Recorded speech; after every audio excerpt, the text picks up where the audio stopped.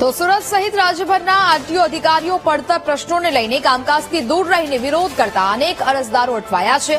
RTO અધિકારીઓ driving test દંડ જેવા કામકાજથી દૂર રહેશે। સુરતમાં પણ આરટીઓ અધિકારીઓએ વિવિધ પ્રશ્નોનું નિરાકરણ નહીં આવતા નો લોગિન ડે જાહેર કરતા કામગીરી ઠપ થઈ હતી।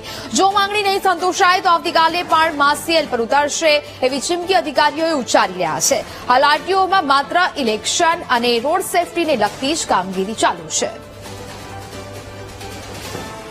મુખ્યત્વે માંગણીઓની અંદર અનામી બેનામી અરજીઓના કારણે મોટાભાગના અધિકારીઓની ખાતાકીય તપાસો પડતર છે, જેના કારણે અમારા હકો જેવા કે પ્રમોશન, પ્રોબેશન અને ઉચ્ચતર પગાર ધોરણ જે આજ દિન સુધી અમને મળ્યા નથી, તેમજ આરટીઓ અધિકારીઓને યુનિફોર્મ અલાઉન્સ મળવાપાત્ર હજી સુધી થયેલ નથી, તેમજ સળંગ 7 નાઇટ ડ્યુટી જેવા કાર્યક્રમો, તેમજ ટ્રાન્સપોર્ટર તેમજ એજન્ટોની અમારા વિરુદ્ધની અરજીઓના કારણે જે અમારી સમક્ષ પગલાં લેવામાં આવે છે તે તમામ ખાતાકીય તપાસો બંધ કરવામાં આવે। આજ રોજ જો અમારી માંગણી ન સંતોષાય અથવા અમને કોઈ સંતોષકારક બાંહેધરી ન મળતા આવતીકાલે એટલે કે સુરત પૂરતું નહીં સમગ્ર ગુજરાતની અંદર આરટીઓ ઓફિસર્સ દ્વારા માસ યેલો કાર્યક્રમ હાથ ધરવામાં આવનાર છે।